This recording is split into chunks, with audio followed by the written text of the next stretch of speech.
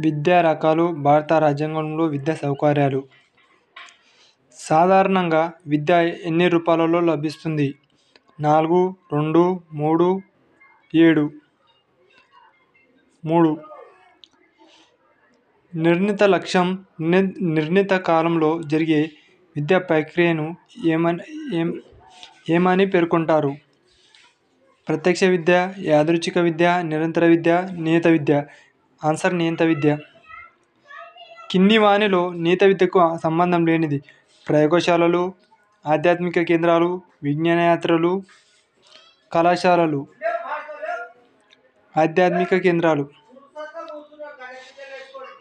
తూర్పు కనుమలు పాఠం విన్న విద్యార్థి శేషాచలం కొండను పరిశీలించడం ఏ విధంగా పేర్కొనవచ్చు? నియత విద్య, ప్రత్యక్ష విద్య, యాదృచ్ఛిక విద్య, పరిశీలన విద్య. నియత విద్య. వ్యక్తి తన జీవిత మనుగడలో జననం నుండి మరణం వరకు కొనసాగే విద్య. ప్రత్యక్ష విద్య, నియత విద్య, యాదృచ్ఛిక విద్య, సామాజిక విద్య. యాదృచ్ఛిక విద్య. కింది వానిలో యాదృచ్ఛిక విద్య సంస్థ కానిది? సమాజం, విజ్ఞానయాత్రలు, ప్రసార మాధ్యమాలు, కుటుంబం. విజ్ఞానయాత్రలు.